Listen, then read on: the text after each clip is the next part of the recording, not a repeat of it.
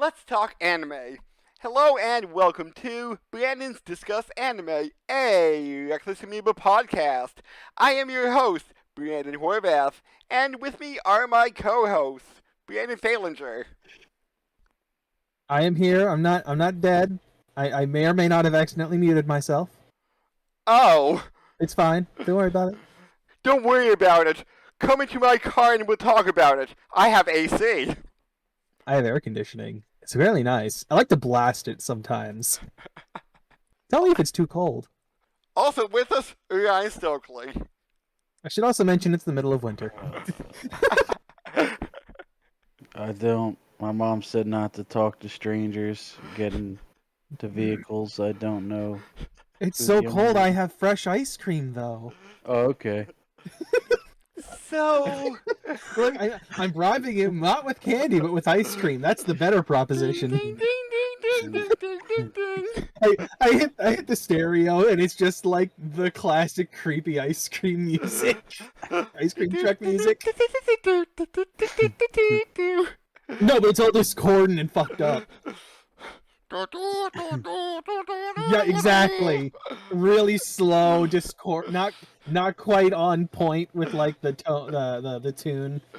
It's like it's the creepiest, something you see out of Invader Zim almost. Let's put it that way. That kind of music.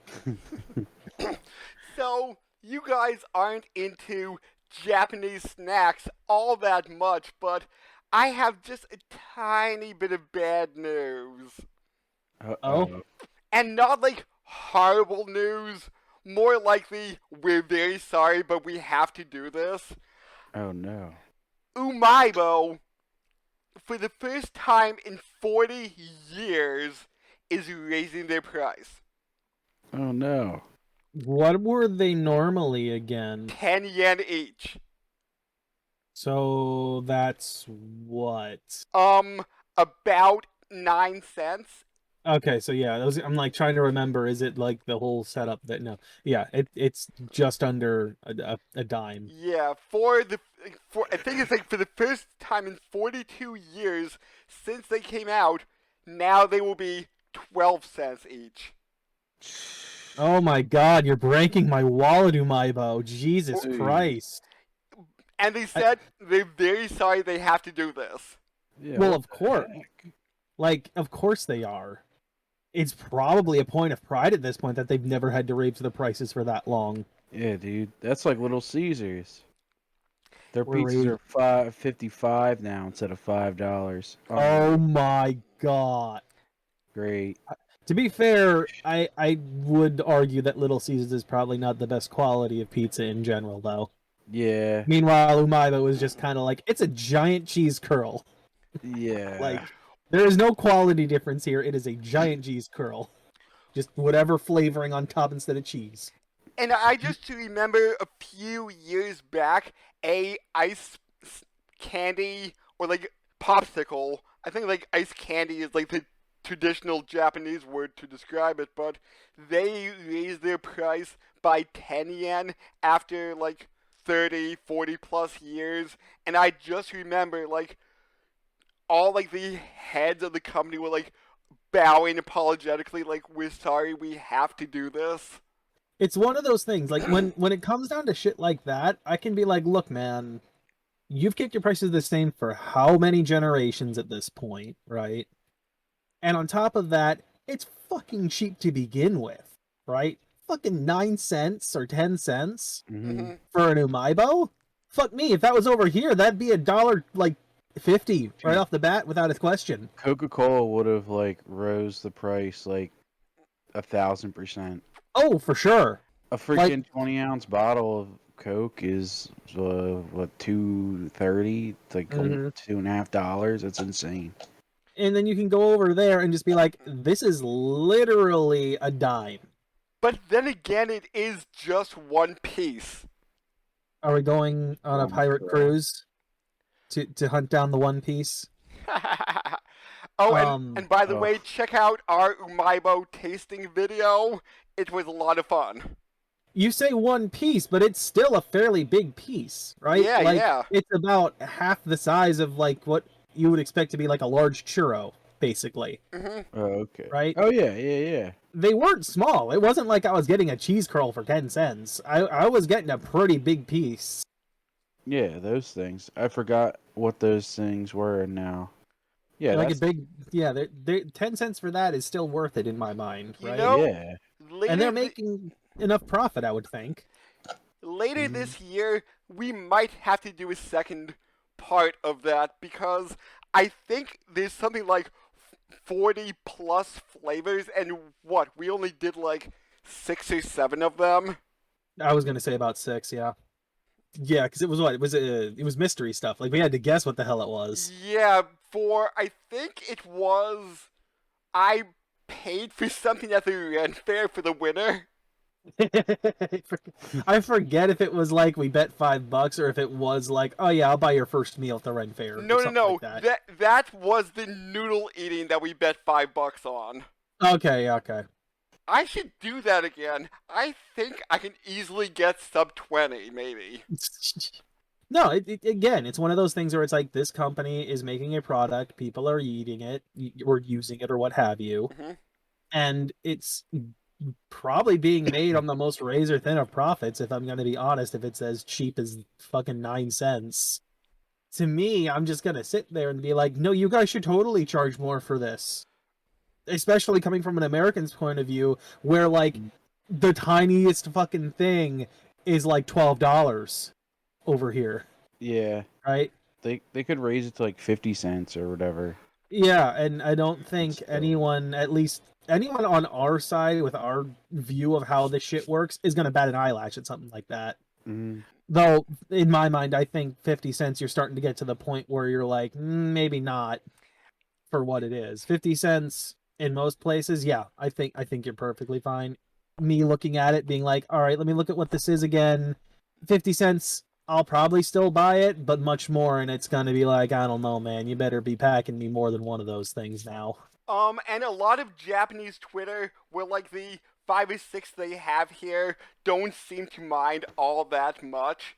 Mm-hmm. It was like, thank you for keeping the price so low for so long. Well, and it's such a minor increase too. I don't think they'd complain either. Right, right. Mhm. Right? Like, any company over here would have been charging out the nose already. I mean, just look at like how much a bag of fucking M&Ms costs, for example. I think it's like $1.25 or something. Yeah, and then let's go ahead and break down what the actual cost to make it is. Yeah. Probably like 20 cents, if that. We need profit. The saddest part is like people will complain about like, oh well, the profit is used to fuel this, and it's like, no, that's not it. Profit by definition is everything after you've recouped the price to make it and your overhead. Literally, the profit is just all the icing on top of the cake. Cake. Meanwhile, it's like, where's it all going? It's clearly not going back into the company or anywhere. But yeah, actually, speaking of which, I'm gonna reference another video here. Did you see one of the more recent food theory videos? Which one? The one about McDonald's ice cream machines. No, I have not. Oh, I haven't watched it, but I've heard of like the whole thing going on with those. Yeah, apparently, I've never personally experienced I this, was but on then again, MTI. I'm not constantly looking for McDonald's ice cream cones. Yeah. They're constantly, almost always broken, Mhm. and because of literally the right to fix your own shit doesn't exist in this country right now, you have to hire a technician by the company that made it.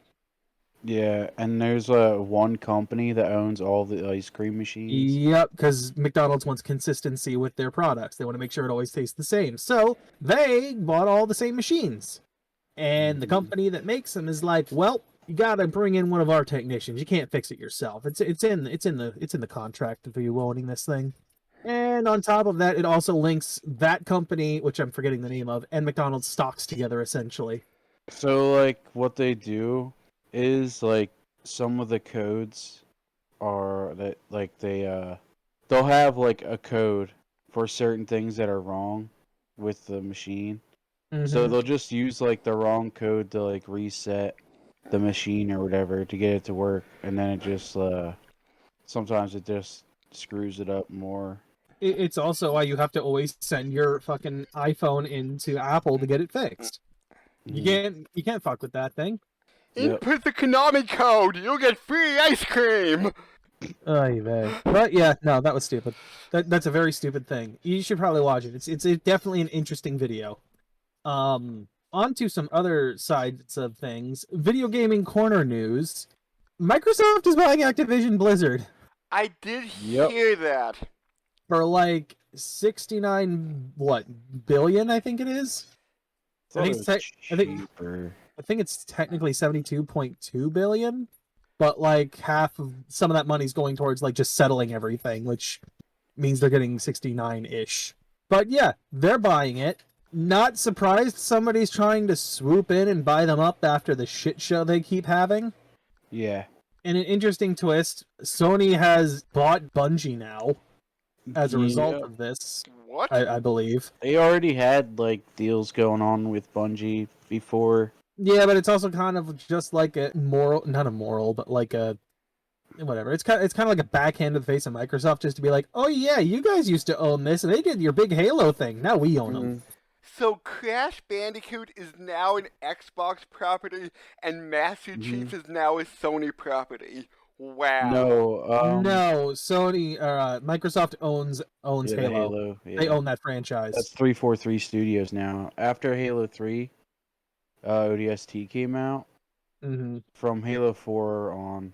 Sony does technically own Destiny 2 now, and probably any other Destiny that follows it. Okay. That's yeah, they had special things if you had PlayStation. You got like drops, new raids and everything. Meanwhile, PC and Xbox didn't get anything new. Yeah, I forgot that So Bungie left Halo. They never owned it. That's the thing. Microsoft always owned that IP. Oh. They're the ones that made it, like developed it, but it was always a franchise that was owned by Microsoft. Oh, I didn't know that. Yeah, I believe that was the case when they first created it. It was drawn up in the contract that the IP falls to Microsoft or something like that. Huh. Whereas in the case of Destiny, it was the opposite. They made sure that they owned the rights, especially when like Bungie was working so closely with Microsoft on the sequel on 2. And why when they left, they ripped out all the I won't say all, but most of the microtransactions that were in that game because Microsoft was pressuring them to do that. Anything with you, Orion? no, not really. Nothing. I will also point out I finished up I mentioned this to you, Brandon. I finished up Going Under, that lovely little roguelike game. That game's fun. I will challenge anybody to play that game. It is a fun ass game. It gets a little wonky sometimes just with camera angles, but outside of that, I had a blast playing that thing. Giant corporate overlord, and that is Orion. The final boss is the AI that has brain drained all of the board members in order to like fully understand how to give people their packages and make them happy. It is the algorithm personified. So yeah, I finished that up. I've bounced on over to playing Monster Hunter again. Speaking of which, Brandon, you and I would like to see if you can run that on your PC, because the Rise Monster Hunter game that came out is now on PC. It has had a Steam release, and since it was made for the Switch, you might be able to run it. And it would be cool if you and I had some Monster Hunter video games together. Which one did we do? We did World watching my save file. However, if you got Rise, and assuming you could run it, we could do co-op stuff. Ooh. And right before we get in, you just reminded me, speaking about video games, I did see that Dungeon Munchies does have a hard release date. It dropped on the Switch in its Incomplete uncompleted version? Yeah, it dropped on Switch, I think in December, in an uncompleted form, which is like the first 2/3 of the game, which is, I think it's a little bit past that, is now on the PC version on Steam. But the thing is, I'm getting two conflicting things. A lot of places say mid-March, but PlayAsia.com says a physical Switch version is coming out end of July. Okay. So I'm not too sure if the date was set for mid-March and then it got pushed back and nothing got updated, or I would say that the digital releases will get the update and the physical release will come out when it comes out. okay, so So probably that mid-March date would be my guess. ooh, we're going to have to play that because that game is so much fun. Um, We'll see. We'll see, Chef Boy, because I know it involves food. yes. Okay, Ryan, And I'm sure a Tsundere character. I'm The, not. the silence makes me feel like I'm correct. I am. I'm not going to say. I'm not going to say like directly no, but I'm just going to say it's more on the level of Vegeta. So she likes backhanded compliments. Actually, she cares. Okay, small spoiler here. She cares more about her employees than she lets on. But she won't tell you. By the end of, I'm going to say, the first chapter of the game, you find that out.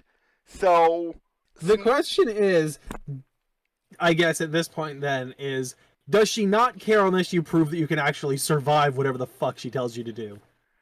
I'm not going to reveal that much, but I'm not going to reveal that much about the game. You're actually proven to be somewhat useful. Maybe I care a little bit.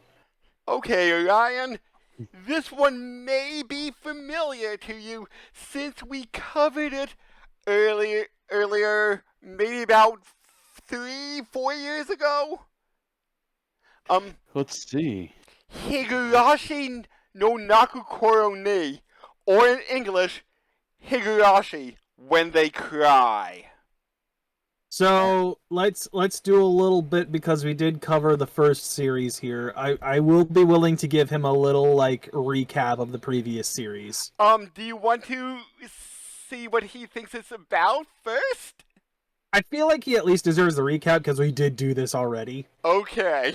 Just a mini one, nothing Yeah. too crazy. All right, first series. Basically, the rundown is some shit keeps going down in this town, and one character keeps reliving it, trying to change the outcome.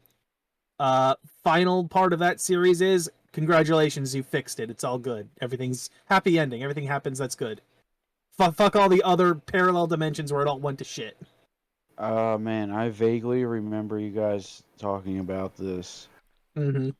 And So not, this is a sequel series. What happens next?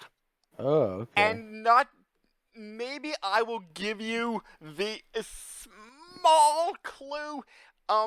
Every season beyond the first has a subtitle to it. This time around, we have this subtitle, GOU and SOTSU, meaning karma and graduation. So, I is the main character was the main character like in high school or something? it's a group of kids. I believe a group of five. Yeah, five. Think of it more like a one-room schoolhouse, almost like kind of setup, where it's a bunch of kids of different ages.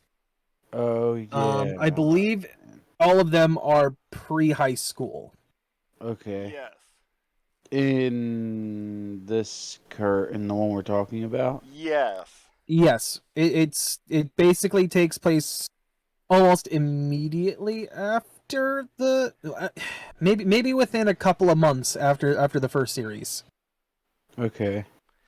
So, what do you think happens? Oh man. It's gotta be like the body snatcher type thing going on. Uh-huh.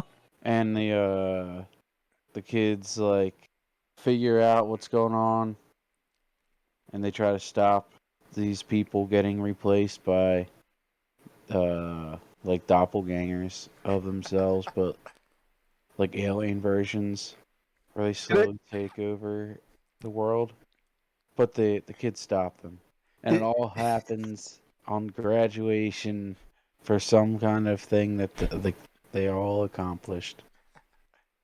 It's a Body Snatcher Independence Day. Yeah. wait, hold on. I couldn't stop thinking of this as you were describing it, but my first thought as you were going through this was like, is something like, I should have said, did I mention one of them is a dog? And just go into like a, "Ruh-oh, Rita, is that you?"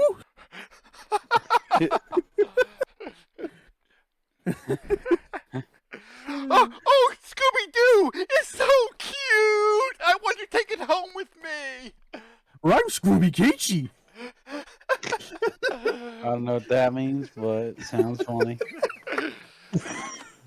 Oh, we're just referencing one of the characters Yeah, I figured. who and I know we probably covered this in the original, but she has a quirk of finding things incredibly cute, and she wants to take them home with her.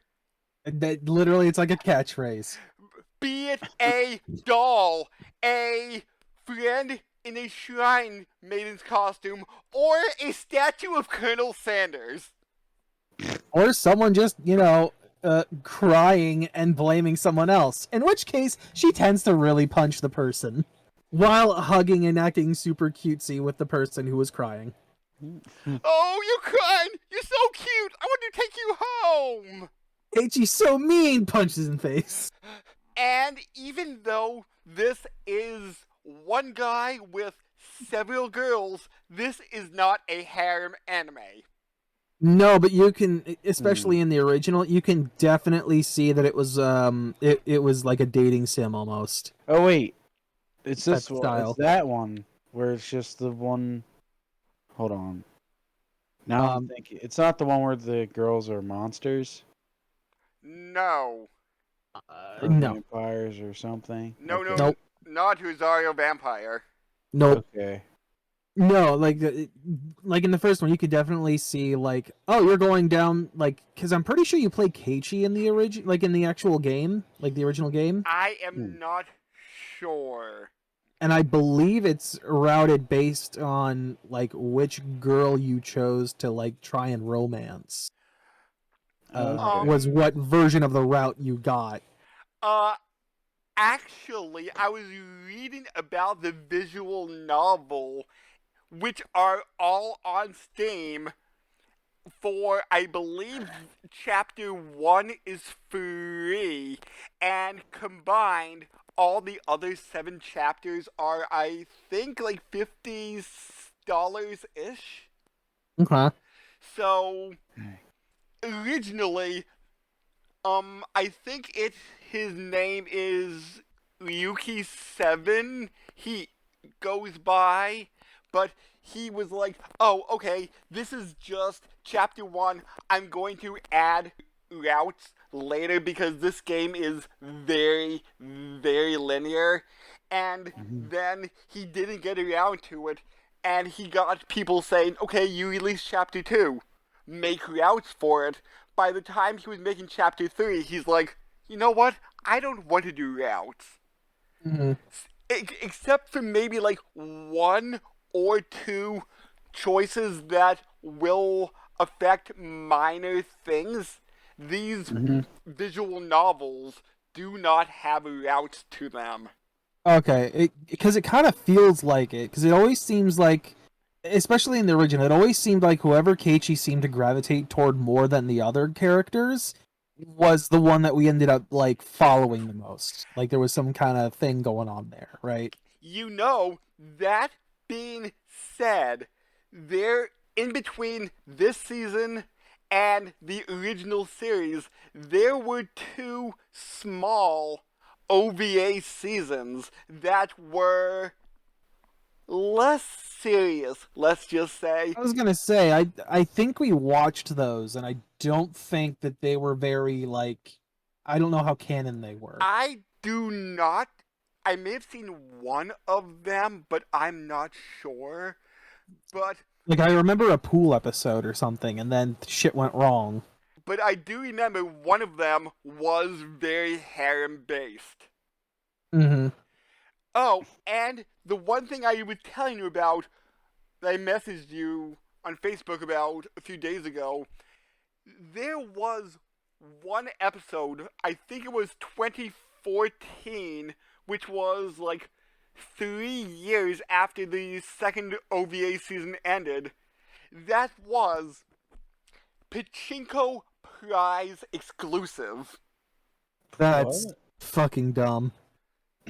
So I think up until like some master release of all the OVAs and stuff, like that was a Pachinko Prize exclusive. That's dumb. Yeah, what the That's a hell? super dumb way to do it. Well, it was like, hey, play this Pachinko game, get the Pachinko episode. Yeah, and fuck everybody else in any other country that wants to watch that. Yeah. Like So, that's some bullshit right there. one more thing before we get into this main current series. There is a manga going on right now that's a sequel to the original series. That takes So the one that we're currently watching then is anime, like an anime only version of this, right? This isn't like a manga version or a game version or anything. No. The manga that's currently out now takes place 35 years after the original series. And small spoiler, Keiichi does not get with any of the girls. Oh I no. mean, You got a sex robot. I Because guess that's a fair enough way to not alienate any of the fans that are shipping certain characters or pairs. because as I was reading the characters that's in the new manga, everybody, like out of the main 5, they all have a kid. It doesn't say this is KG and Mion's kid. Like Mion has a kid, KG has a kid, Reina has a kid. So Mm-hmm. I was just a little bit disappointed in that, but I'm like, I could see that. Again, it's also a way to not get the fans too upset that their ship didn't happen, because nobody's ship happened, if that's the case. Shit happens. The ship has sailed. Okay, Ryan. This was initially teased as a remake. Okay. It is not. It is a sequel Huh. because the events are happening again. Even though they solved the big mystery and prevented it from ever happening again, Mm. somehow it's happening again. Somebody undid something, You could say that. and is like string theory involved in this or something? Is Matthew McConaughey behind a bookshelf? Maybe the strings of fate? Oh. So, yeah.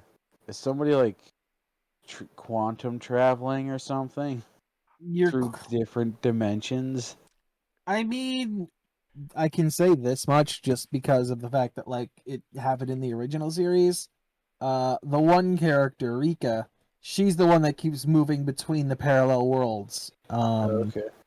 Every time she dies, she's essentially brought back to the start of what would be thought of as a loop. Okay. Which is June of 1983. Yeah, it seems to be various days before one of like the local festivals that happens, Watanagashi, or the cotton drifting festival. It doesn't seem to stay. I forget if it is in the original or not. If it's always the same day in that one. In this one, it doesn't always seem to be the same day that she wakes up.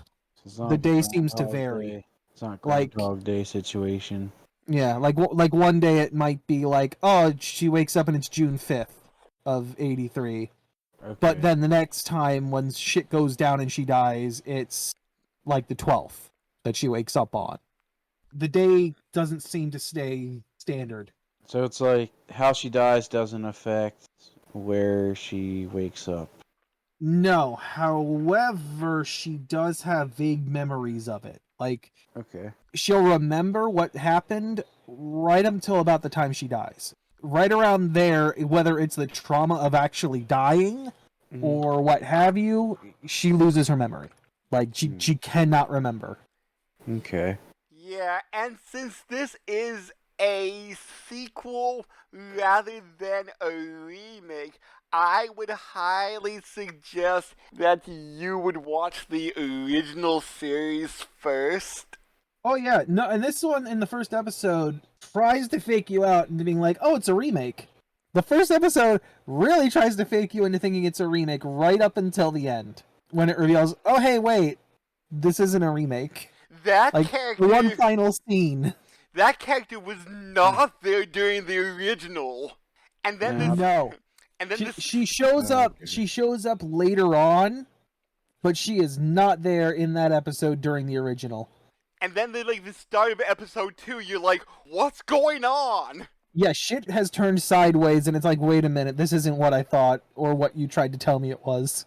And I think I initially watched the first arc when it was on, which was 2020, like mid 2020, I want to say.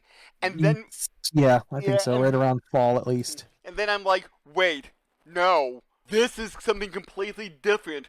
We're going to have to cover this, and I cut myself off from it. Mm-hmm. I remember you telling me at one point that, like, no, this isn't a remake, because the way it had been advertised, or at least the way that I had seen it, always made it seem like it was a remake. And then you're like, no, it is definitely not that. And I'm like, oh shit, all right.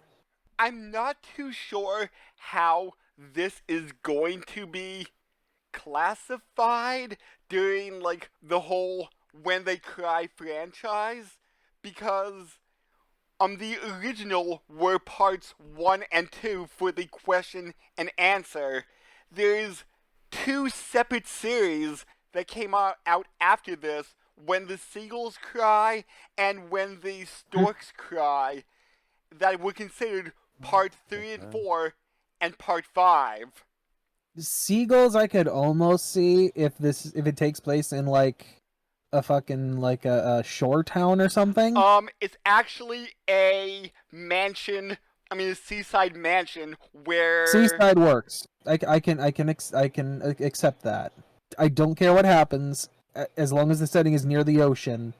I can accept it, right? I think it's still a stupid name because you're not gonna make the connection to the previous series at all. Because from what you've told me, these are completely different characters. On top of Yep. that, So it follows with different. Are they in the same like? I have no idea. I have not seen it. I could not tell you. Okay. All I know is it's a little bit less horror. I mean, there's still gore, there's still murders happening, but it's a little bit less horror and more full-on mystery for seagulls and storks. I don't know that much about it, but I know it's a little bit more sci-fi than. And pickles. I Flash. don't understand where storks come from. Classic pickles. That's where Uh, storks come from. I prefer Clausens to Vlasic. You're a monster. Actually, I don't know. Clausen or wait, which ones do they are refrigerated? Are they both refrigerated? No, Vlasic I never Yeah, refrigerated. Clausens are The more shit. fancy, dude. Those garlic pickles. Well, anyway, Monsters. So we're going to have to find out what is happening since the murders are picking up again. Everybody is going crazy again. Here's the thing. Some of the same patterns play out too, right? Like, we get a shortened version of the first arc in the first series, except Rika, knowing how to like try and fix the situation, throws in her 2 cents. It's like, oh well, Keiichi's starting to get paranoid. He thinks Rena might, be a murderer because he's discovering about the whole background of the town and how, like, a couple of years ago, somebody got dismembered during a war. I say a war, but like a protest gone wrong, let's say, Okay. about a dam being built and the town being torn down for that dam. So Keiichi starts getting like the speculation, and like the paranoia starts kicking in about like either seeing or catching things that are weird and just being like, I don't know, man, something's getting real weird and all this and that. And in the original series, Keiichi loses it to his own paranoia and starts murdering everyone, like his friends, thinking they're all in on it. Mm-hmm. In this case, Rika steps in and gives him a little push in the right direction to be like, hey, look, you should trust your friends, right? I'm sure it's just you're probably really stressed out. You're probably tired, It's probably not helping your situation. Cut to Rena coming over to his place to give him some supper because his mom, I guess, she and his mom shop at the same like grocery store to pick up food. Mm-hmm. And she's like, oh, they did like some little banter back and forth. It's like, oh, I'll have to have you cook for Keiichi the next time, like we're out of town or whatever, Wait, is this character like the same age as? Very close, if not the same. I think she might be 1 year younger than Keiichi. I think Damn. so. And my favorite girl, Mion, is a year older than Keiichi. Yeah. And then there's Sadako and Rika, who are like 2 or 3 years younger than them. Like sisters or something? Hmm? Is there like sisters in this? No. Well, there's the twins. Yes. Mion and Shion are there, but which has its own issue in the original series. Yeah, there was a big point about those two in the original series, but it's not brought up here at all, or almost not brought up here at all ever. It's lightly mentioned at one point, and that's it. Because the series kind of expects you to have watched the first series. Okay. So Rena comes over, and she's like, "Oh, Keiichi, it's so great. You should let me in. We should get together, and all this shit, And she's like, "Oh, just go watch in the kitchen. I'll unpack all the stuff and make the food."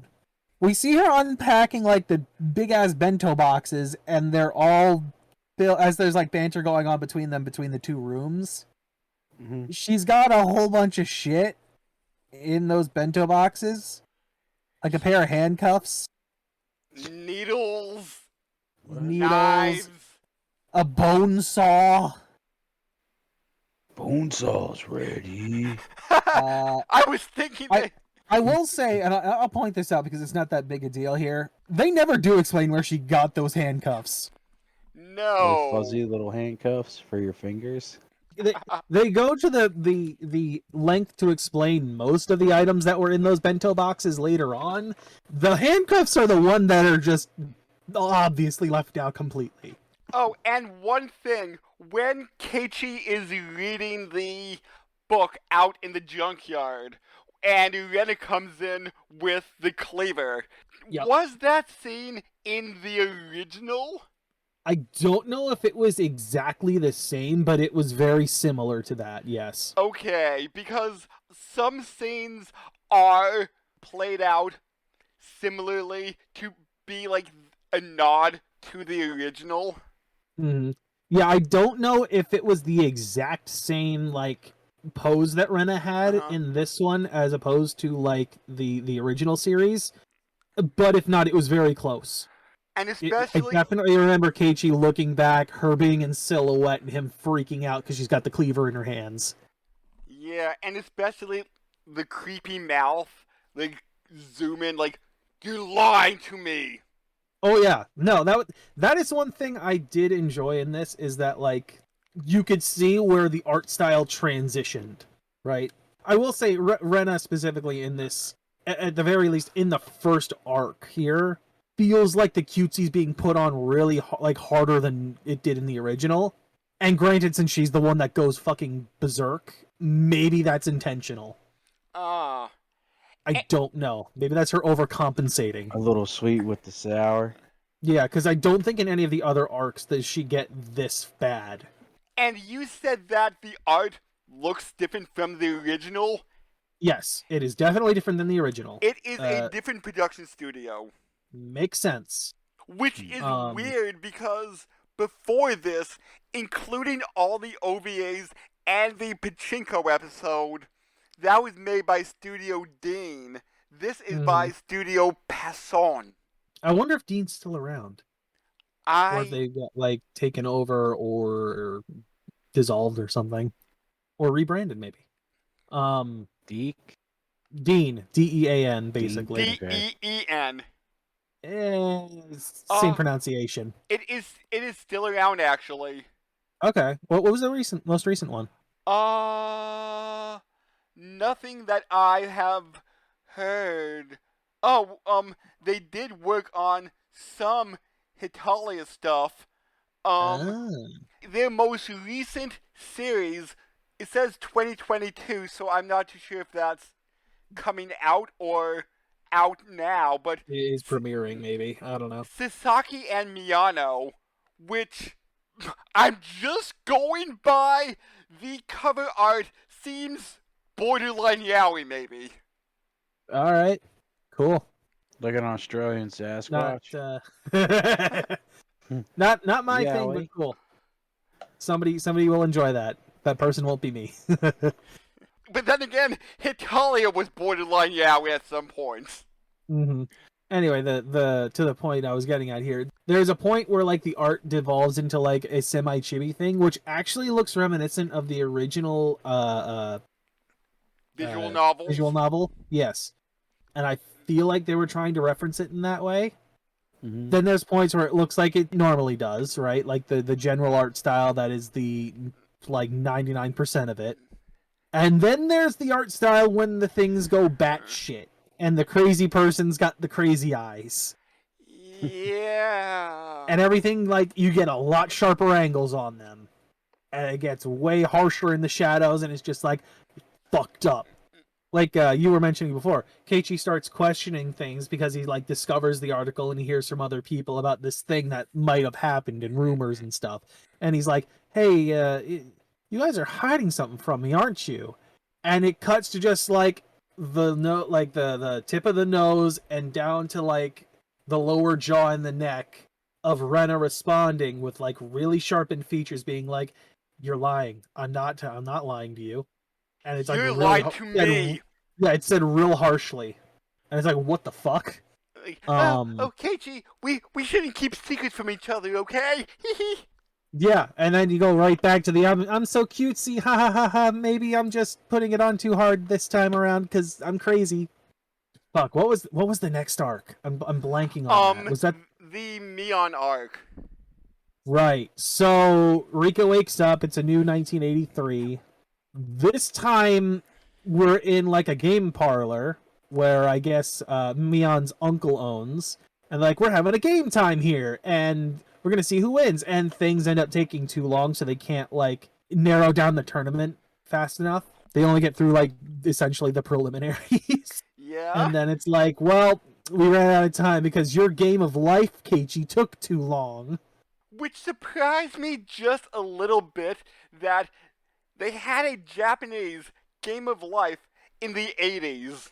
That threw me because I'm like, wait a minute, that spin dial looks familiar. Yeah. I didn't recognize it at first until they started like spouting, oh yeah, this is where I'm at right now. And I'm like, wait a minute, this is the game of life. Then again, I'm not a board gameologist. The game of life could have been worldwide by the early 80s. I'm not sure. Don't know for sure.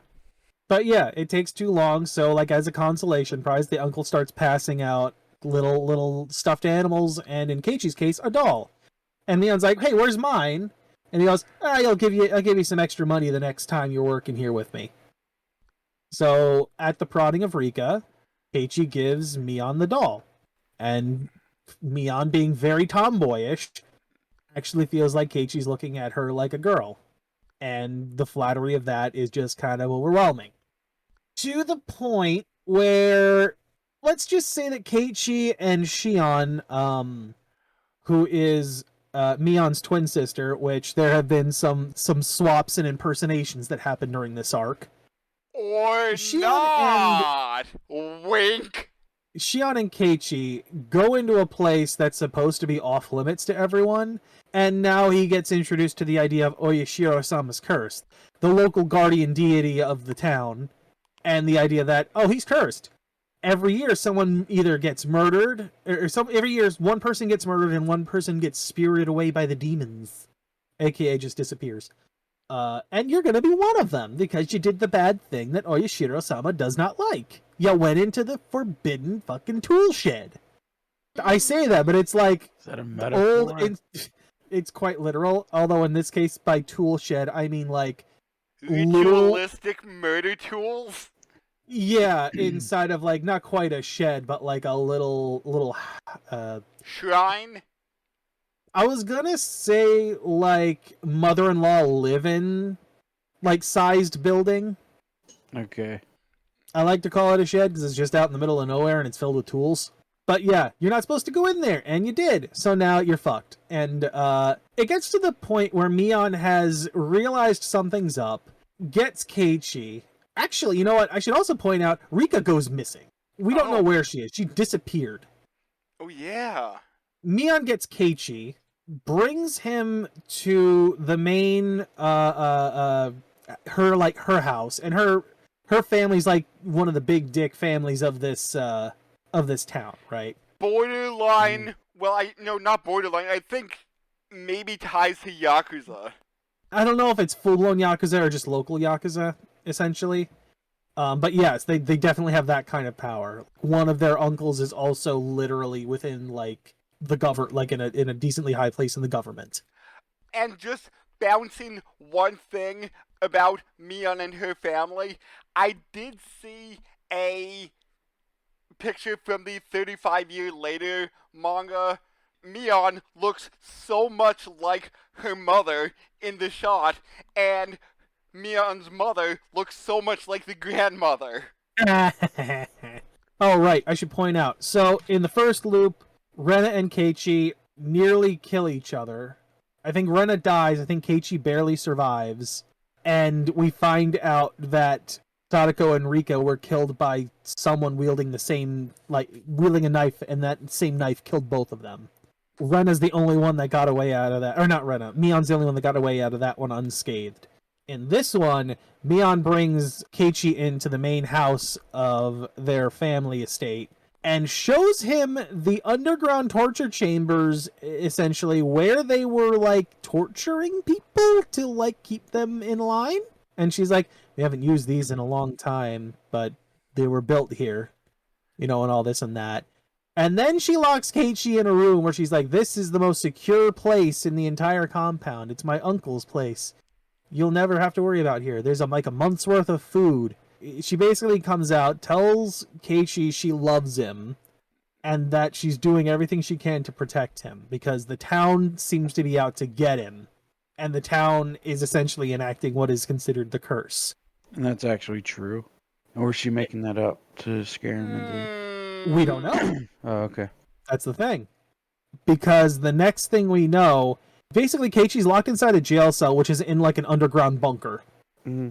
So apparently this super secure area, which I should also point out, because it's a bunker, it also has like computer systems. It has computer systems that are like linked to the security of the security cameras of the house.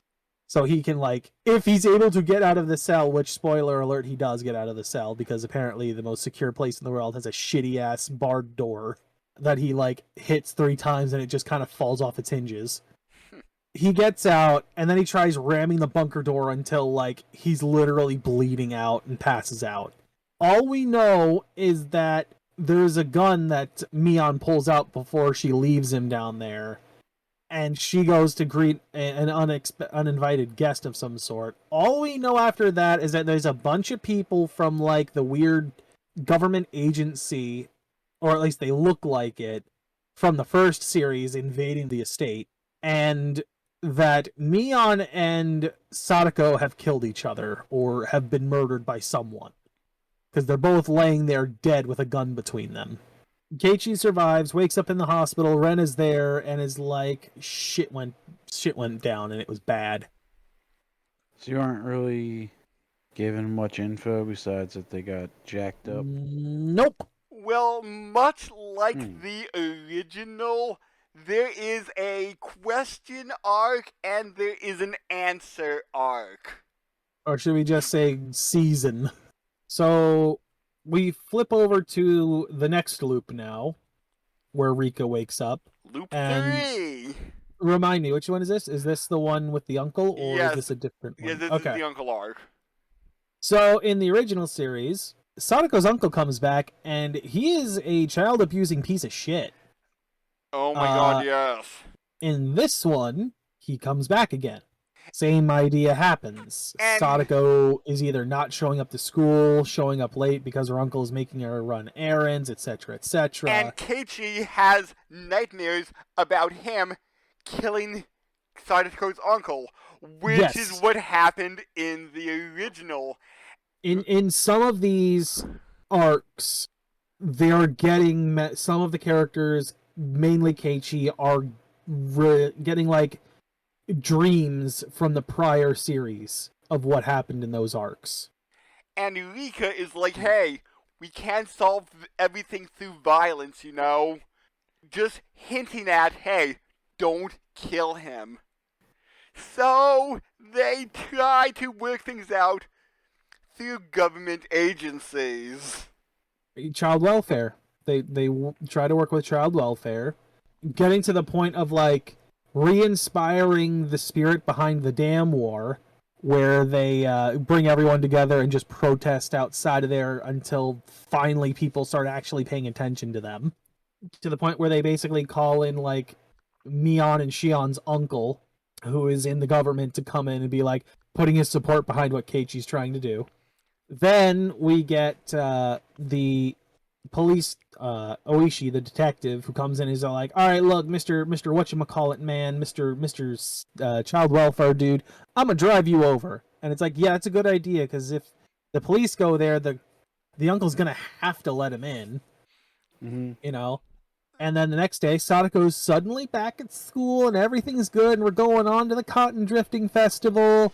And the police officer goes insane and starts murdering everybody. Yeah, Detective Oishi just starts losing his shit and firing his gun off in the middle of the festival, grabbing Rika and trying to tell her that she's the cause of this entire curse and that he knows it. And anyone that gets too close, as he's like got her in a chokehold, gets shot. Shion gets shot, and as like Mion's running up to try and help, her brains get blown out by his revolver. Yeah, it's like, you're the cause of all these 5 years of murders and disappearances. Like, aren't you? Aren't you? We should also point out that the guy that was dismembered during the damn war was someone that this guy was close with.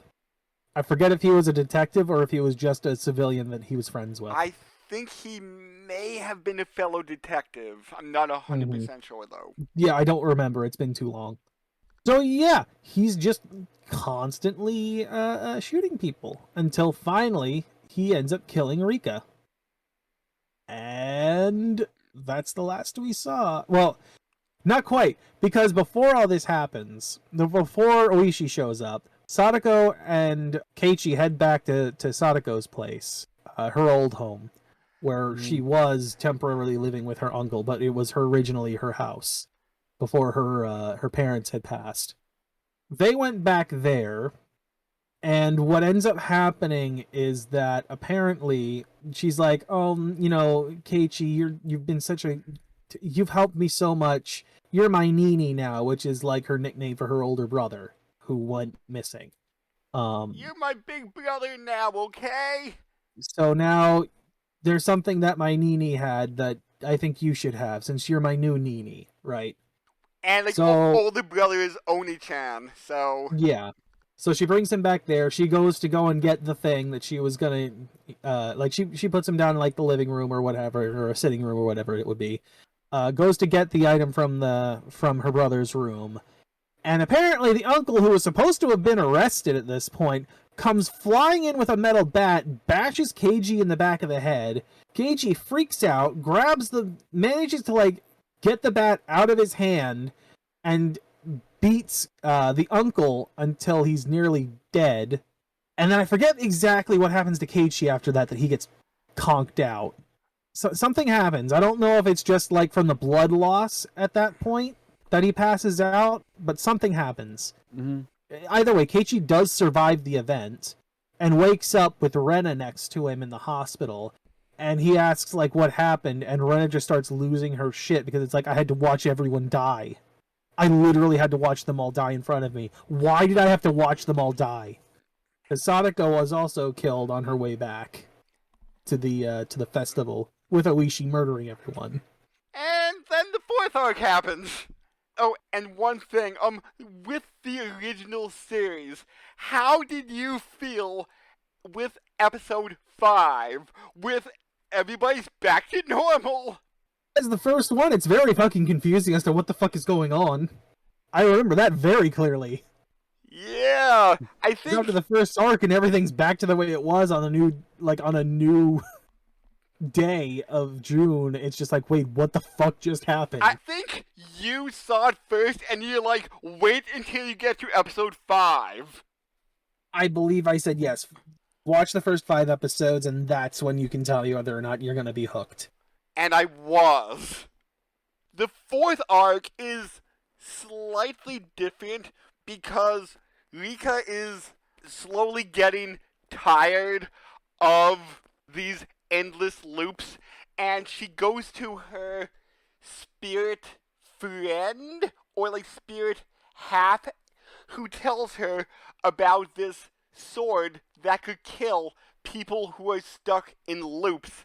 So Rika says, I will give myself 5 chances to escape, or else I will permakill myself. We will, let me point this out because you're missing a little bit of detail here. Oh, okay.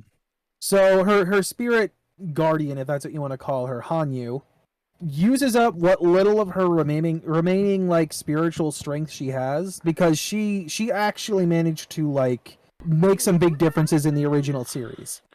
So that's still kind of sitting with her, and she uses the last of her spiritual like kind of strength to allow Rika to start remembering who killed her in the loops. However, that's at the cost of Hanyu no longer being able to be in the same place as Rika. They don't spell it out exactly, but for whatever reason, doing this means that Hanyu can no longer stay there. And because Rika, before the original series, literally went through like 100 different loops, like 100 different years of the same shit before she finally found a way to fix it, she's like, the only reason I could get through that was because you were there helping me. You were always there and I could always talk to you. You were living through this shit like I was. She couldn't do anything about it because she was literally just a spirit, but she was seeing it too. And now with her gone, she's like, I don't think I can do this. Without you, I can't tolerate this. I'm all on my own now. So like Brandon said, she tells her of like a sword or whatever that could permanently kill her. If she dies using that thing, it would mean no more loops and she is gone, period. Okay. And upon finding like not the sword but a fragment of the sword that was left, she decides that she's giving it 5 more chances. Only 5. And after that, she's going to end it. And the fourth arc is these 5 chances. Each one, her friends keep going insane. Well, and like, Oishi's the first hint at this, but there are people who have, or who should never go insane based on what we know from the original series that are losing their shit. From what we know, it should only be people that are like specifically from that town, not from like the surrounding area. But Oishi, the detective, is from the surrounding area, like the one of the closer cities, Okonomiya, if I remember right. Yeah, I think that's what it was. So him going insane is so completely out of nowhere that it's like, wait, hold on, what? You're what? How? And then in these subsequent like 5 little mini arcs or 5 little mini loops, because there's not much going on in these as far as like what's shown to us. It's just kind of shown this is the start, and then just immediately cut to the end of like someone losing their shit and murdering Rika. Whether that's, I forget who the first couple were. I know one was Keiichi. The final one was Keiichi. The second to last one was Keiichi. Sadako went insane at one point. Did she? I don't remember. Yeah, She was the final one after Keiichi. yeah, I think she was ripping Rika's guts out. Yeah, she was the final one after Keiichi, but I don't remember who the first one was. The second one, I believe, was Akasaka, who is someone that Rika knew from like when she was 6 or something, and like kind of had the premonition and hinted at him to like, hey, you should probably, you know, help your wife or whatever, and basically saved his wife's life. Wasn't one of them At the least in village? his mind. One of the village elders Yes, the village elder. That was the other one. who took her out on a boat and says like, once I kill you, this curse will be over with. And Yes, gotta sate Oishiro-sama's rage with the blood of the Furude clan. can you please monologue after you kill me? Yeah, it literally throws her into like the swamp with tied to a rock. No, but that scene was just a little bit darkly comedic. He's like, oh, you always think of everything, Rika. You are wise beyond your years. I'm going to be sad once your dad throws her in the water. Because she, and I think that's almost a direct quote, can you please monologue after you kill me? Yes, I believe it is. Another one is like Mion and Shion's mother going like mad and like killing everyone. I think The that was final. I think that was 5. That's 4. The village elder, Keiichi, Yep. um, Sadako, Mion and Shion's mom. What's the fifth one? and then the fifth Akasaka. one. Yeah. Akasaka was the other one. Yes, okay, so that is 5. So the final one literally happens before Rika even wakes up. Like, she's waking up in her bed. All of a sudden, like, she's talking with Sadako about, like, nightmares, That's the one I said, and like Yes, I'm just kind of Okay. skipping ahead to that final Okay, one, because okay. that's the one that's the most, like, kind of fucked Shocking. up, let's say. Yeah. Because it happens so quickly. She's talking to Sadako, and all of a sudden it's like, oh fuck, why does everything hurt? Why can't I move? And Sadako's like, oh, maybe it's because of this. And she like pulls off the blanket, and it's literally her intestines and everything there are just out. Like there's a big hole in her stomach, essentially, with her organs visible. And she starts freaking out, and she's like, oh, it's okay, it's fine. Here, look, I'm so good at injecting now that I'm gonna inject you with this numbing agent so you won't feel it anymore. It'll be okay. And like, it gets to the point where Sadako starts freaking out and being like, you've abandoned Oyashiro-sama, you've abandoned everything. I'm gonna have to take over now, and starts performing like the original Cotton Drifting Festival ritual, which was sacrificing people in general, or at least that's what is said. And literally starts using like the ceremonial hoe to just start slamming her guts around. And then we have a reenactment of something that happened in the first episode is Rika gives Sadako a present. That is I was thinking this is where we cut it, ah because this is where we start getting into the arc of that's going to be revealing of things. so we don't want to reveal what happens at the end of this arc. No, what we can say is that everything goes perfect in this arc, all the way up until like No. a little after the Cotton Drifting Festival. No. At the end of the multi-day arc, where with like the replacement present, like that is still the 4th arc. Weren't you at one point saying like the 4 or 5 little ones were an arc in and of themselves? Yeah, that's what I'm talking about. And that this one specifically was a separate arc where everything went perfect? That was the 5th arc. We don't want to talk about the 5th arc. No, I'm talking about the end of the 4th arc. The replacement. I don't want to talk about that. I kind of like put them together.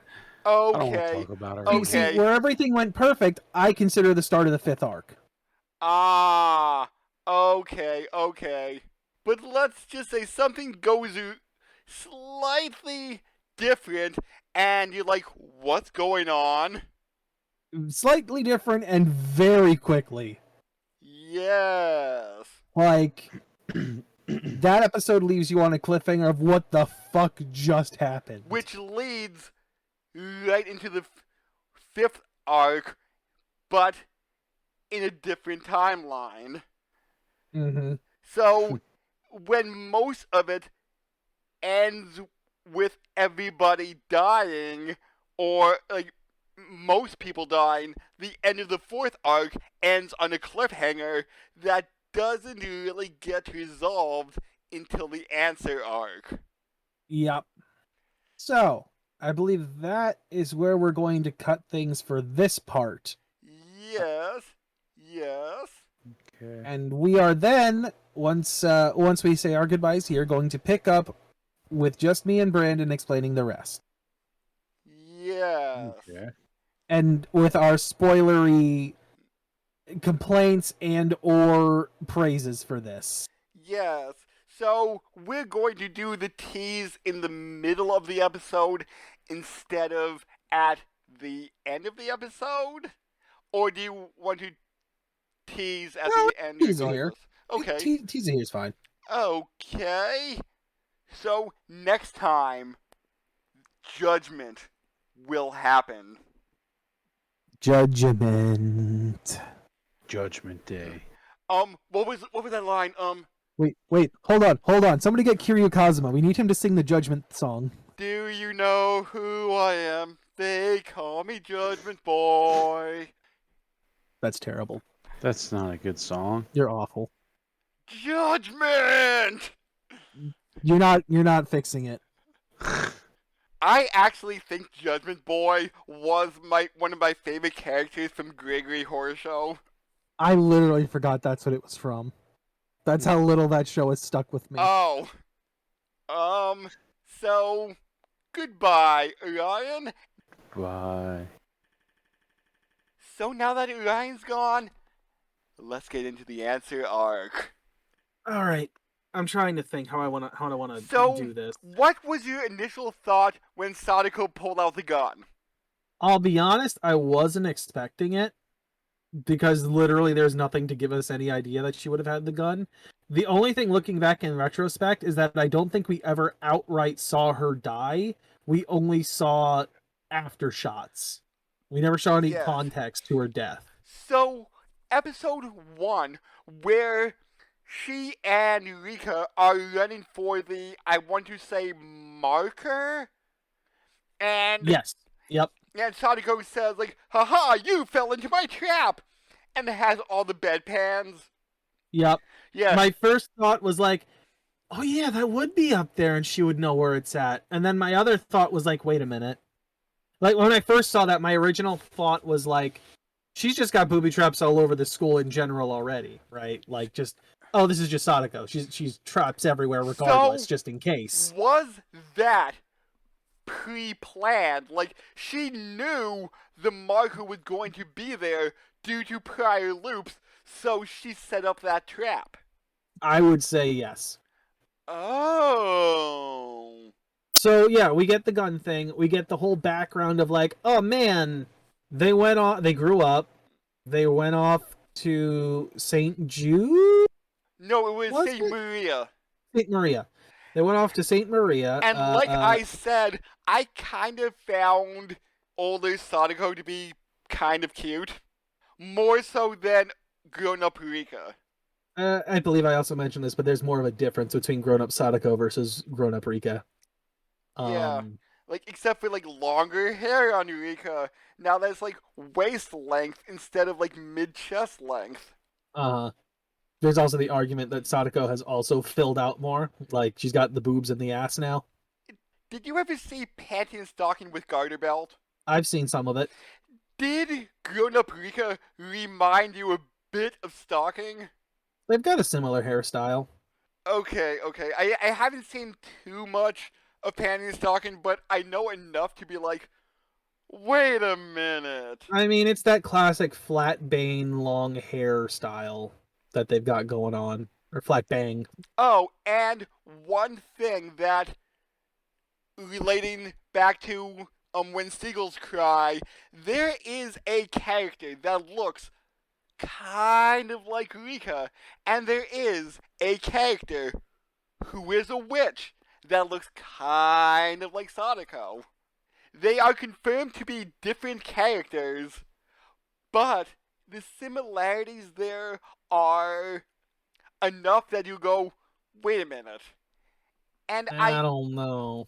I do know in the end of the original, where it was adult Rika traveling back to like 1960 something, saying to the nurse like, "Hey, do you want candy?" or something like that, and like changing the nurse's fate completely. Mm-hmm. I think like the adult Rika's name was given to be like Burn Castle or something like that. And So, wait, let me just finish the statement there. But and in When Seagulls Cry, there is a character also called Burn Castle that has long purple hair. So is that some wait, hold on. Where are we getting Burn Castle from in Higurashi? I believe, like, due to some production notes, that's the name that they gave adult time traveling Rika in the 60s. That wasn't quite Rika. That doesn't make sense though, because wouldn't she still have the same name as regular Rika? I think it was confirmed that was not Rika that traveled back to the 60s. Then that just leaves open a whole lot of other questions that don't make sense. Also, everything that happened in the 60s has been undone based on what this series is trying to show us. Like, that never happened or something. I think like them going off to college or high school is the good ending that follows the everybody survives ending. Mm-hmm. But wasn't the whole point of, like, redirecting Takano's whole, like, life goal to never let this kind of loop happen again? Like, specifically from her? Like, no loop would suffer from this because she no longer would be there to do this? Right. So that's So that entire thing's just been fucking axed now as a thing in this but series. is it because Sadako is the one that's doing the killing now? Yes, but they're also saying that because of these loops, people have been tweaked Oh because those yeah. prior memories are kicking in for Oh other people now yeah. too. Huh. So the entire thing of, like, go back to the 60s and fix Takano's, like, entire life story, it's been retconned to not happen. That's one of, like, the three main complaints I've had about this thing since finishing it, has been that whole Takano thing at the end of the original is not even a thing now. It's literally been retconned. Right. Well, one thing that you may find slightly interesting, and let me just pull this up. There is a manga of Go out currently in Mm-hmm.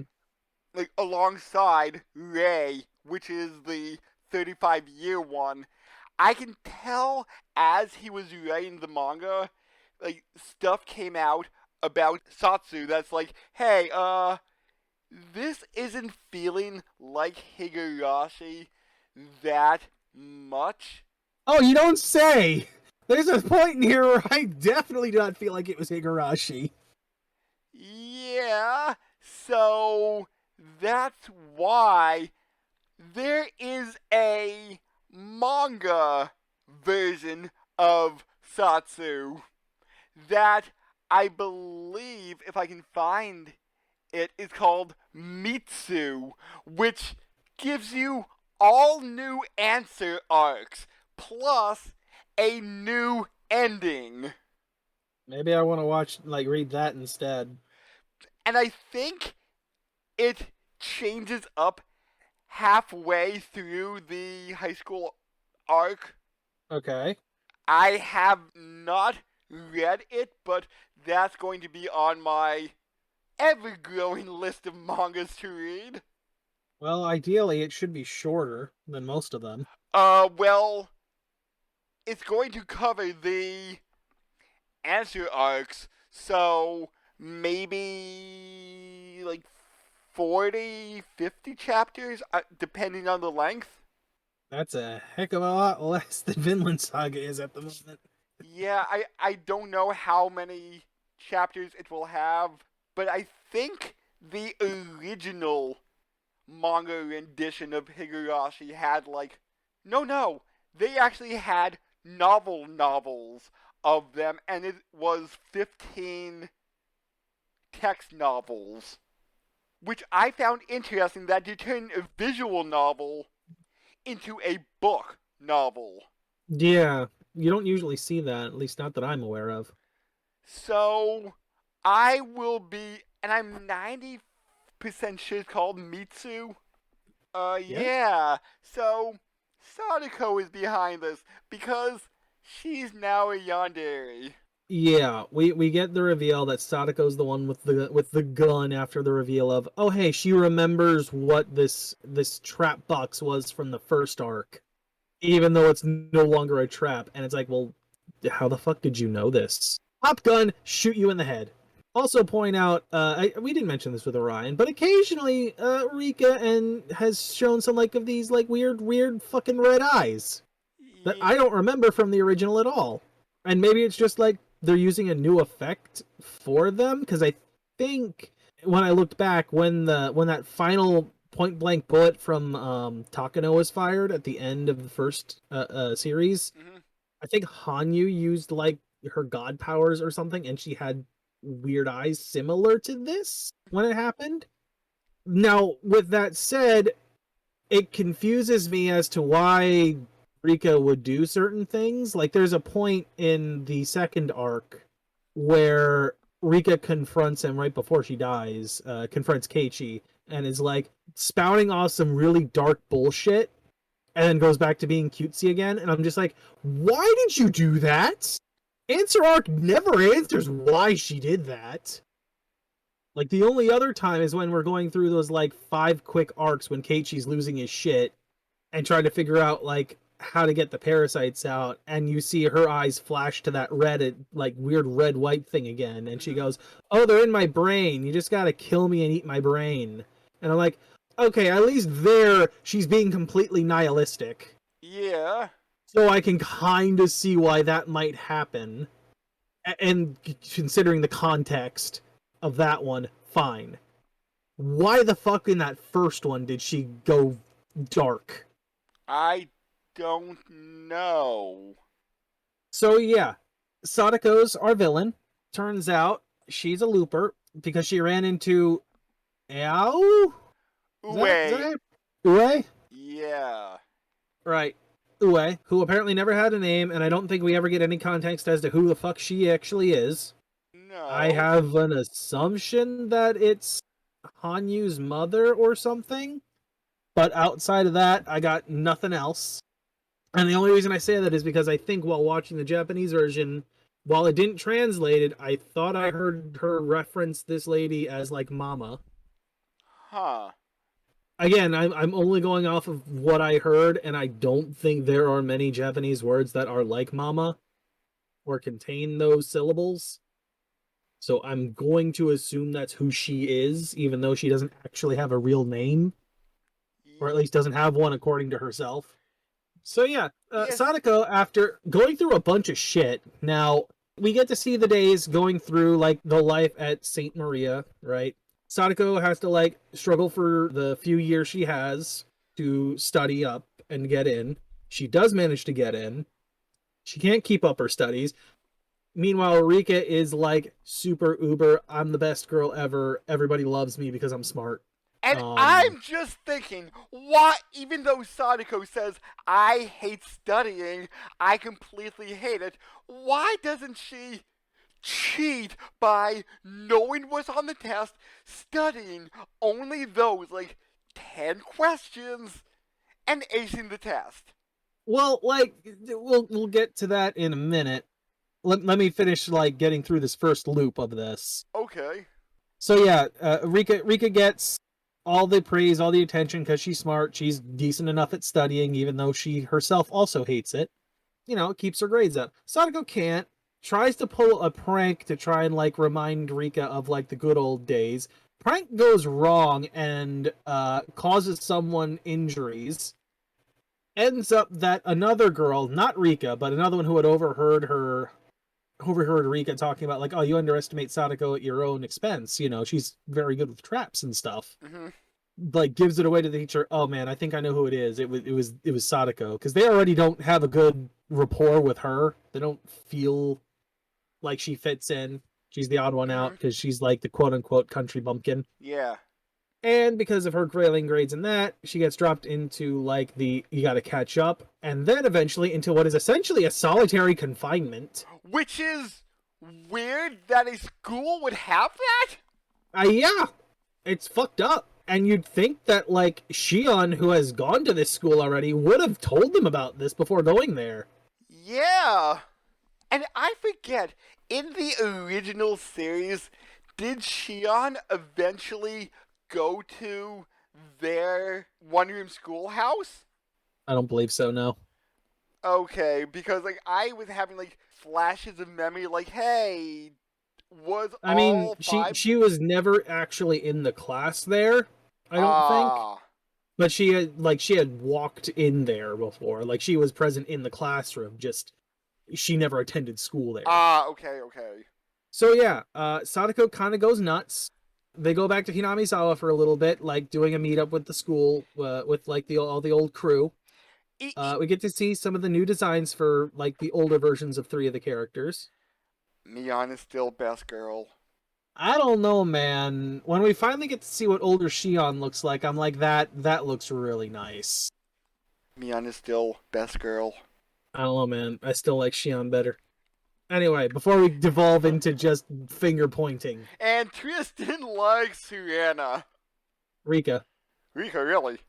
Yep, Oh, he's a Rika fanboy. huh, I thought he liked Rihanna. Nope, Rika. Oh, and by the way, I was incorrect. The manga that quote unquote may fix Go is called Migori or Cycle. So Man, you were off. yeah. Anyway, after going back to the town, I forget where she ends up when she finds Io. Io. I'm never gonna get this name right. Ue. Ue. She's investigating the shrine. Oh right. No, wait. Is it the shrine? No, it's where the farm equipment's held, or not the Yeah, farm yeah, equipment, yeah. the Yeah. ritual equipment, and it's something that was inside like the chest of the fucking statue. It was like a fang or something, or a piece of a horn, maybe. I actually thought it happened outside as she was going to go inside. No, she tapped the statue, and that thing Oh, it broke yeah. a little bit, and that thing fell out. Yes.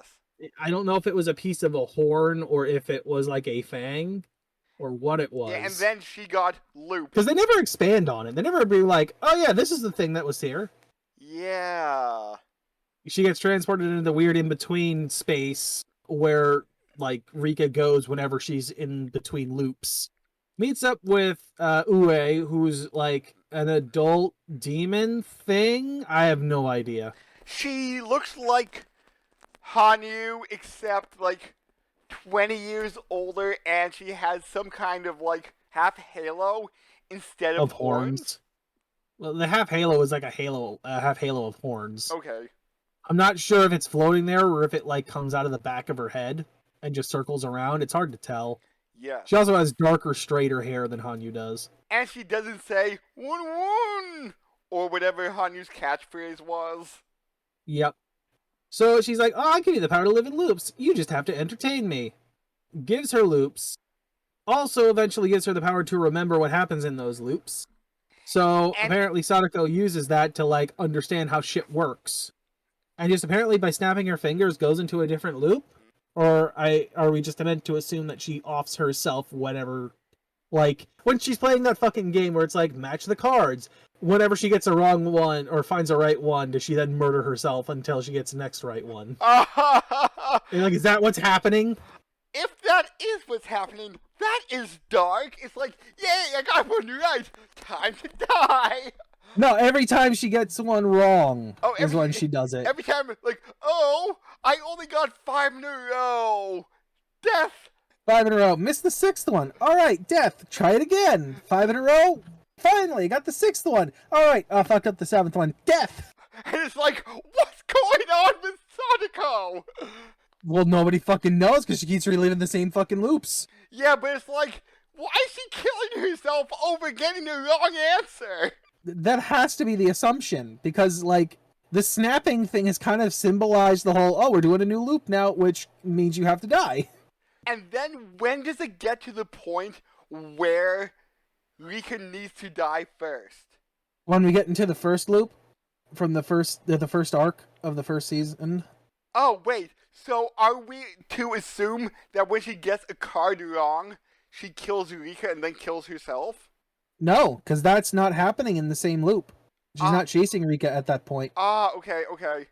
It's not until that arc that she starts chasing that Rika, the looping Rika. Okay. Instead, it's just a completely separate reality or parallel dimension, whatever you want to call it. So yeah, she basically just keeps going through the loops and starts learning everything she can.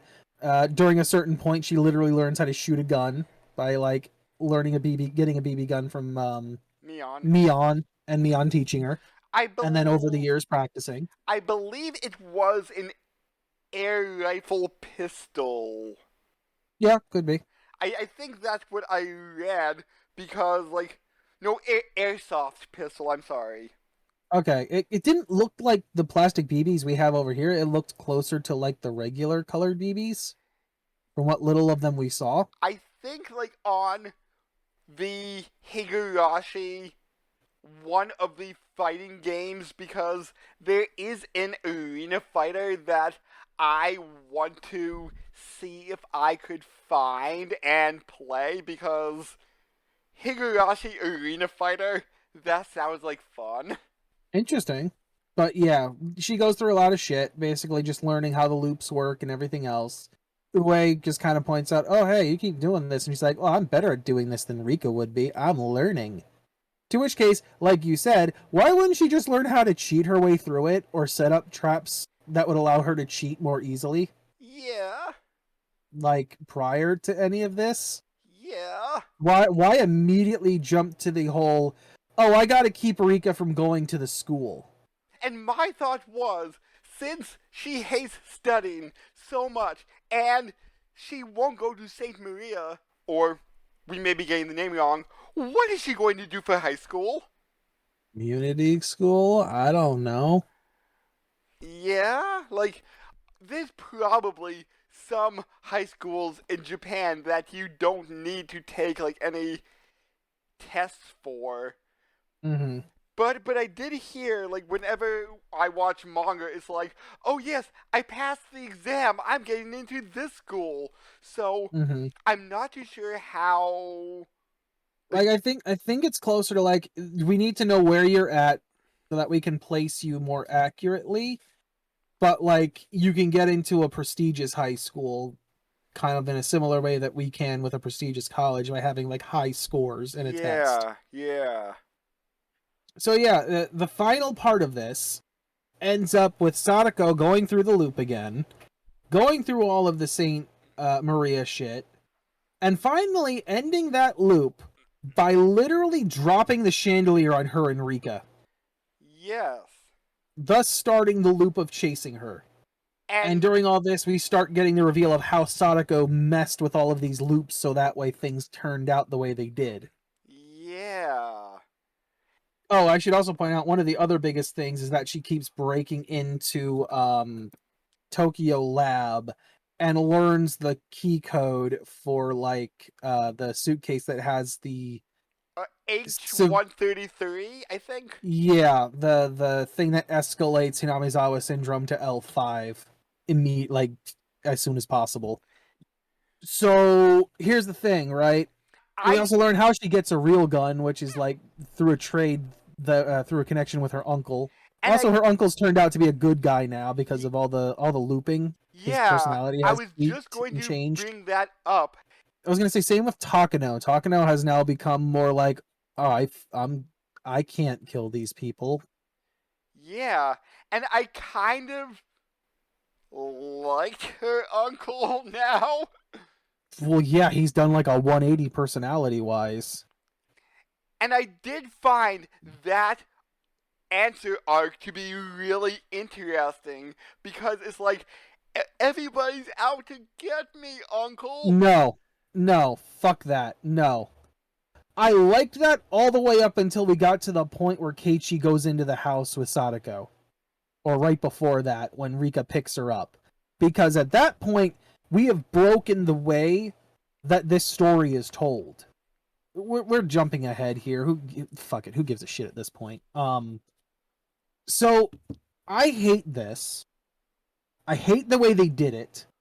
Because you've broken the way that you've told the story so far.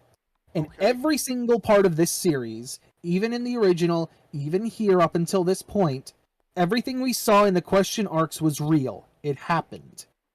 In this one, the events with Keiichi and Teppei are completely different. What we saw in the original is the way that Sadako explained it to Oishi and how it went down.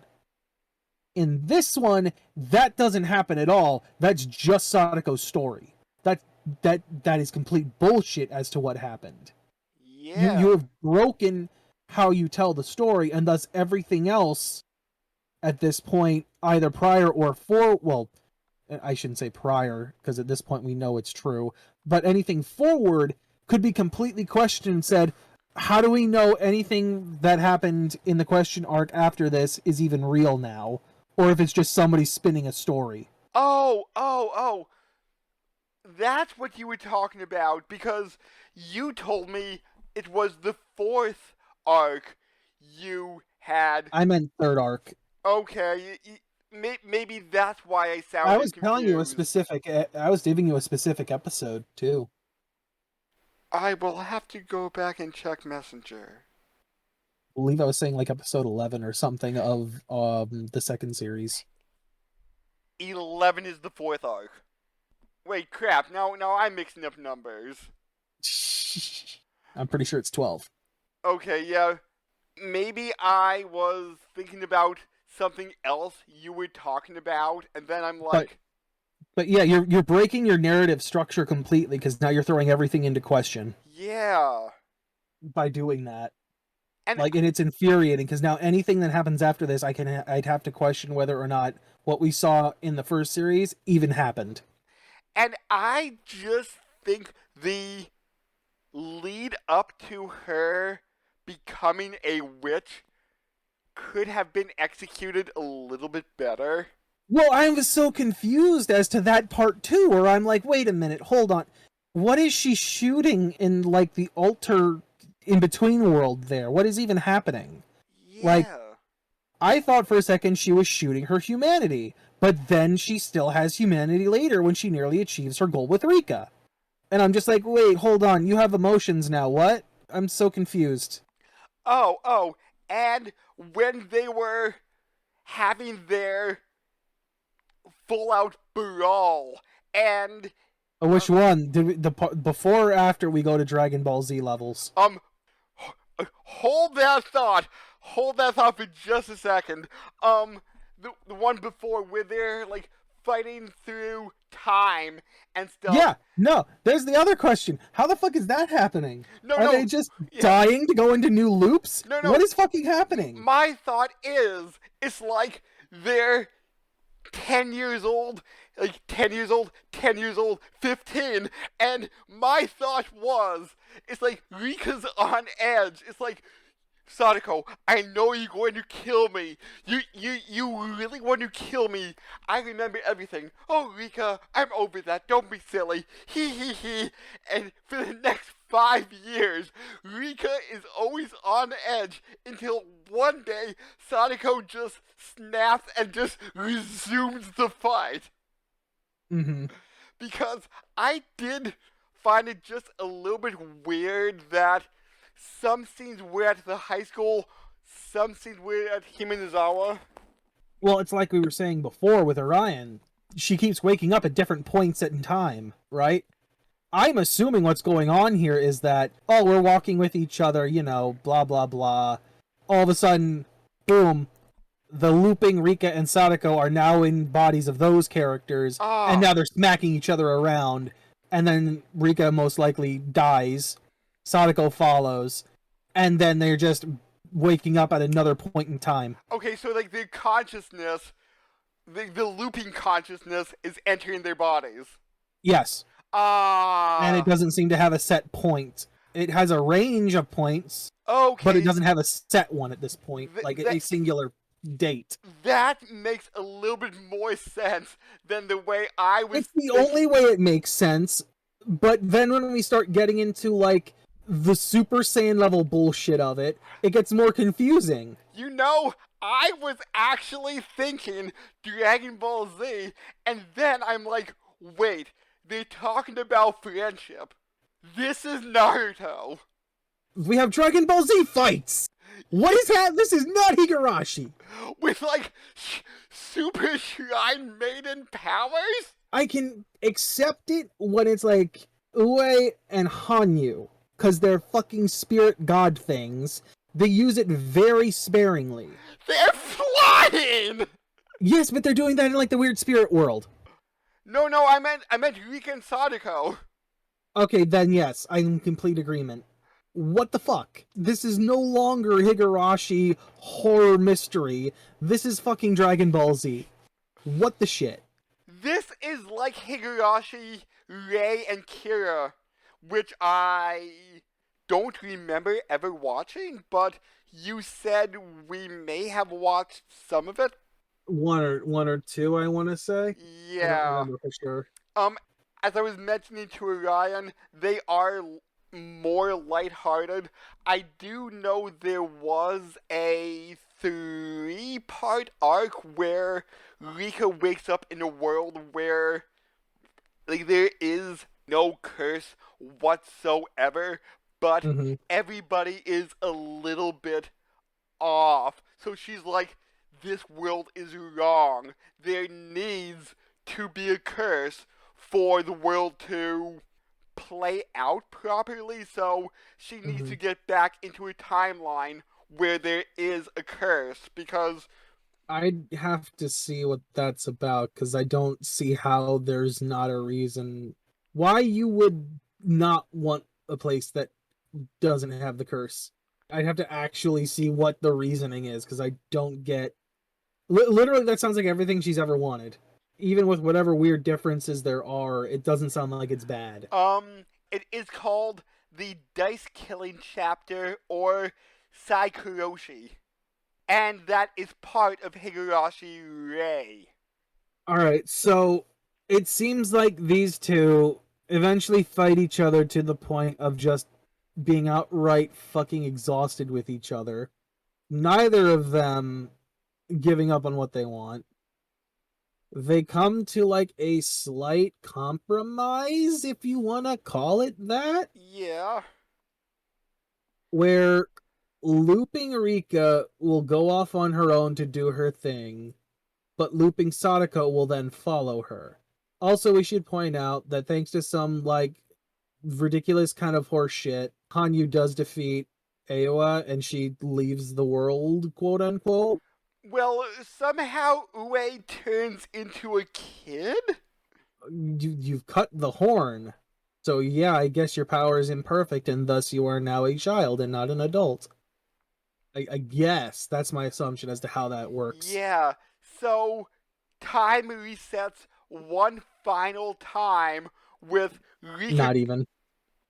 No, because aren't they in high school?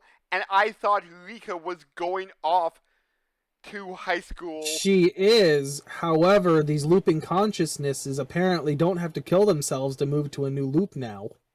Oh. So the looping ones, based on everything, and at this point, I don't even know if this is Rika and Sadako anymore because of how fucking insane it is. Yeah. they are just flipping from world to world. And I don't know if they're still trying to kill each other. Because in which case, if Rika dies before Sadako, that breaks the chain. Like, I'm assuming that rule's still in place. Yeah. Like, if Sadako dies before Rika, they're no longer together, and they'll be spun off into different worlds. Yeah. It ends with Rika going off to high school and Sadako staying behind. Well, and that's the other thing, right? We saw when we were going through, like, that fight before, like, they went Super Saiyan fucking Shrine Maiden, right? I'm like, every single one of those, Rika had to die first. Every single time. Because otherwise Sadako would not be able to follow her. You know the improbability is there. Like, that's what I'm pointing to. I'm like, she had to die every time first. The and I don't know, improbability is there. Those fights seem way more even than they should be if Sadako needs to kill her first. Yeah. That was the whole thing in the prior arcs of, like, I gotta make sure she's dead. Hell, even the point where, like, she's watching the mayor throw Rika into the lake, I'm like, I don't know.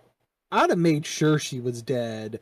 Or the one where it's like, oh, cool. I got the answer from Mion that, you know, I shoved her down into our shit and she should be dead down there if I didn't choke her to death first. And I'm just like, I would have still checked the body. Yeah. I would have made sure, because you're really going to take that risk in not seeing the corpse?